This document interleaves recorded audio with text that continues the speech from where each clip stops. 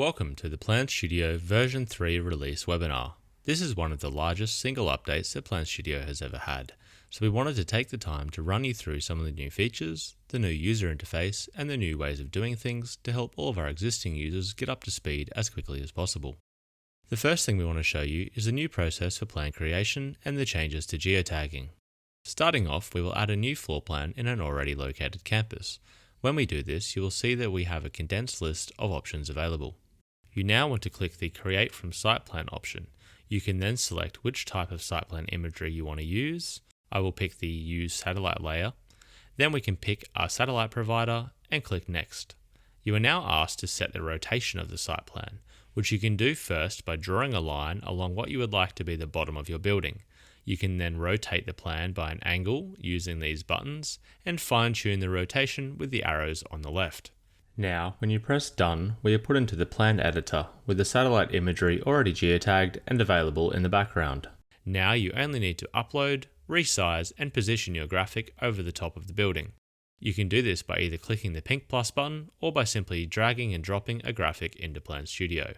There are now a few different ways to set up your graphic. You can simply drag the corners to resize it, holding Shift to lock the proportions, or use the point-to-point scaling tool to resize based on the building you want to match.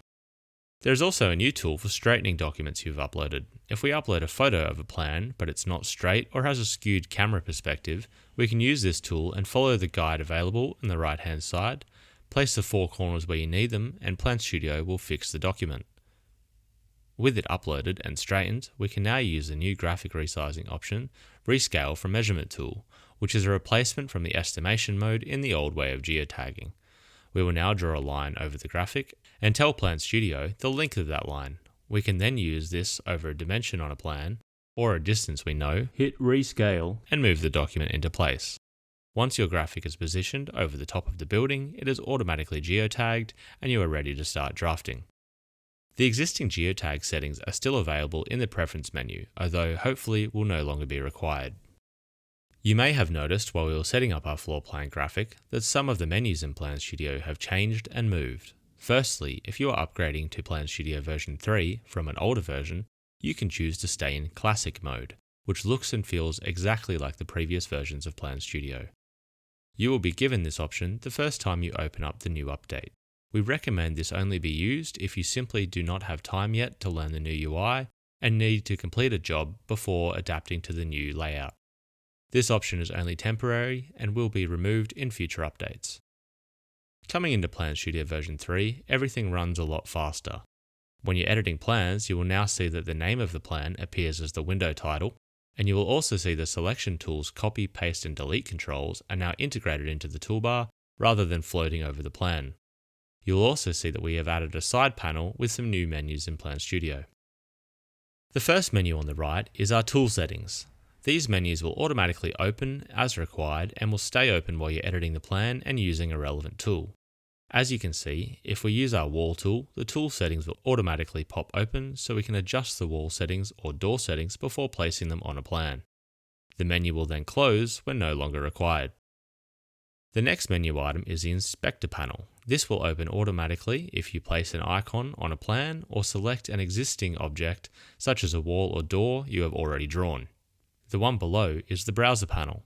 This is a replacement from the old visibility settings. In PlanStudio version 3, the Browser panel automatically hides any layers that are not currently being used and will only show relevant items in the drawing. As you can see, since we currently don't have any networks in our plan, that layer is hidden completely. This makes it much easier to focus on and find the objects in your plan. You can now also open up the Graphics panel and view a list of the different graphics in the plan. Graphics will now automatically be named the name of the file you uploaded and include a page number if you have a multi-page PDF. These graphics can also now be individually hidden, locked, and reordered, and you can choose which order you want the graphics to display in your plan. Inside this new browser panel, we can now also dig into layers like equipment and see a list of all the different entities available to us. You can now select an item by clicking it, or if one is already selected, it will be highlighted in the list. Double-clicking any object in the browser panel will now also center it on your screen, making it easier to find specific evacuation signs in a large floor plan. You can now easily select every type of entity by right-clicking or long pressing the group's name and choosing to select all. Additionally, we can now also right-click on any graphic or any other entities that would normally have a generic name, such as Interior Zone, and manually rename them. Next, we have the Plans panel. This is a new menu altogether.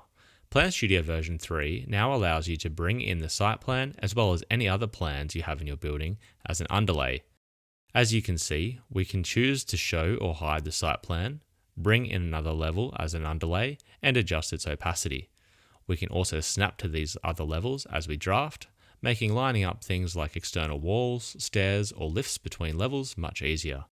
Additionally, you can now quick switch between plans in a plan without needing to go back to the building or campus page.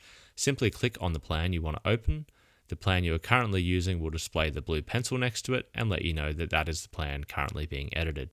You'll also see that there is a number next to the building name that displays how many plans are currently being underlaid. This should make drawing evac paths on site plans much easier, as you can now display a floor plan over the site plan as you work. As the plans now no longer require geotagging, if you need to adjust the building footprint on a site plan, you can now simply move your floor plan into the correct location over the site plan, switch to the site plan, and open up the site tools, and use the new Refresh Footprints button to update the footprint's location. The camera rotation tool now also has a much more obvious icon. Before, this was a little 0° symbol down in the bottom of your drawing. It is now its own menu icon. Your plan will automatically now be set as 0° from however you located your campus at the beginning. The existing rotation options are still available, as well as a new option to rotate the screen based on an angle you can manually enter. You now also have the options to lock the camera rotation from this menu, which will stop you being able to rotate the screen on a touchscreen device. This will also display a little pink padlock icon when enabled. This icon now also acts as a north indicator, and you can see the icon will rotate with the plan to always point north. A final menu item is our snapping controls. These were previously set permanently on the page. However, as they are not regularly needed, they are now a menu item that you can bring out when required. With the new side menus, if you would like to set up any of these menus to remain open, you can now choose to click and drag any of the menus and pin them to the side of the screen, stacking other menus either above or below, or beside each other. To close them, you can then simply click on their icon.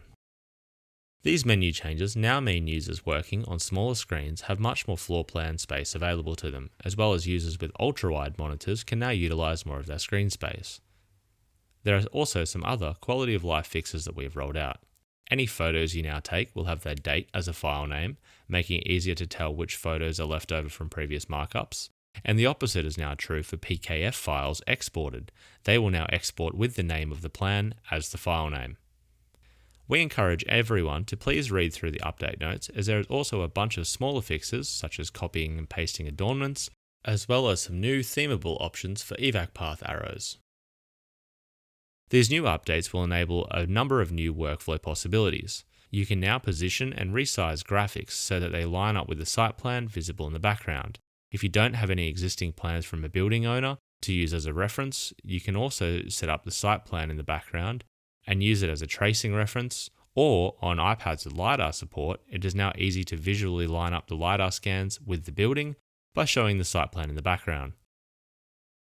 It's incredibly easy to line up the nav mesh on site plans with the exit on floor plans by showing the relevant floor over the top. By adjusting the ordering of graphics in PlanStudio, you now have much greater control over the documents that are currently relevant to you, while also allowing you to use PlanStudio to store all the various amendments and versions of documents you use to create your floor plan. You can now directly drag and drop images, PDF files, and georeferenced images directly into PlanStudio. Please play around with and experiment with all the new tools. Do not hesitate to reach out to your technical consultant if you have any issues or questions, and we hope you enjoy the new update.